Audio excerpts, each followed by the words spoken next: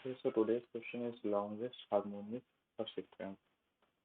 So in this problem, it is given that we are given an array A of an element, and we have to find a subsequence in which the difference of maximum element and minimum element is exactly 1. So some examples are given. So suppose a nums array is this. So the longest harmonious subsequence is this thing. In in this subsequence, the maximum value is 3 and the minimum value is 2. So the logic to solve this problem is like if if we choose an element n from the array, then there should be n minus 1 as well uh, to hold this condition to be true, and max minus 1 should be equal to 1. So now let us suppose we take other element, I mean element other than n and n minus 1. Let us suppose it to be uh, n plus k, where k is not equal to 0. Also, k is not equal to minus 1, and k can take other integer values. So if we take it, then either maximum will increase or minimum will decrease. So in either of the two cases, we will not get the difference of max and min to be 1. It will be greater than 1. So, um, so till now, we have come to the, we have, in our subsequence, every element should either be n or n minus 1. No other element is allowed. So we can brute force easily that if we are, I mean, in one traversal, we will take a count map. Sorry, this should be map of long long and long long, or maybe int or int, and count variable. So it will keep track of the number of times a particular element has appeared in the array. So whenever we will reach n, then we need to check whether map of, I mean count of n minus 1 is greater than 0 or not. If it is, then our answer will be maximum of answer, comma, count of, let us suppose n of num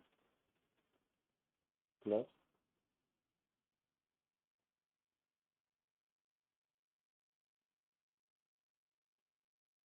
plus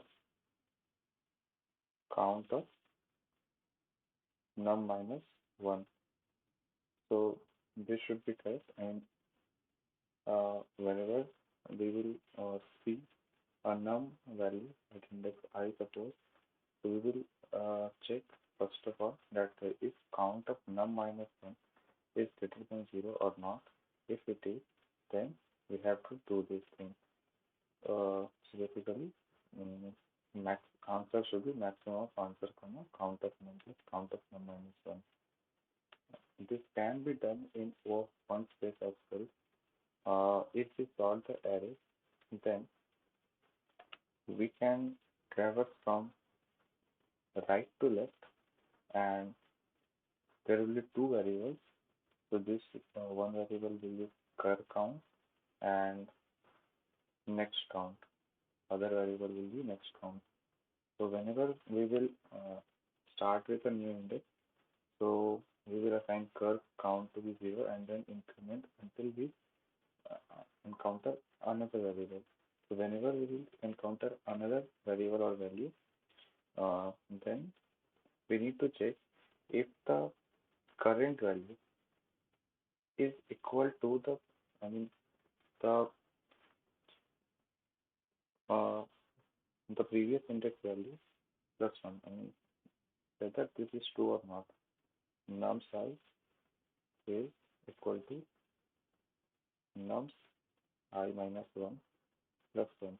If it is true, then we will increment the next count. I mean, then again next count will be 0 and then it will be incremented. So whatever will be the final value of cur count and next count, we will add both of them and then again answer should be max of answer comma cur count plus next count. So after this, we have to assign cur count to be equal to next count and then next count to be 0. And then again check whether this element, I mean the previous element is previous element plus 1 is equal to the current element or not. If it is, then repeat the same step again and again. So by this way, we can solve this problem even in O of one space.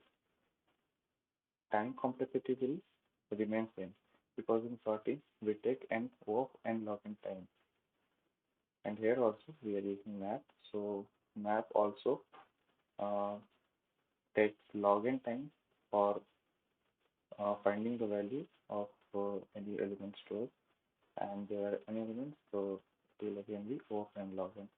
So time complexity will remain same, and let us see this solution to this half solution, and in which we have used map, and other one is used which is sorting. So in this case, time complexity is same, but the space complexity in case of sorting will be O of 1, and here will be O of n. And we have to, uh, I'm saying O of 1 including the array elements. If we consider array elements as well, then this will again be O of n. So that's it. So now looking at the code, so I have used mapping to solve this problem. I didn't use the sorting method which I discussed by just taking the two variables and then um, checking whether this is true or not. I mean, so I have taken map count variable and I have incremented the count. I mean, this step is unnecessary as well. This is unnecessary because if I have used map, then there is um, no point in sorting the elements. Anyway, for this code to be true, because I have taken num I equals num I minus 1 plus 1. So for this condition to be true, I have to solve the elements. So and that's it. That's what I did.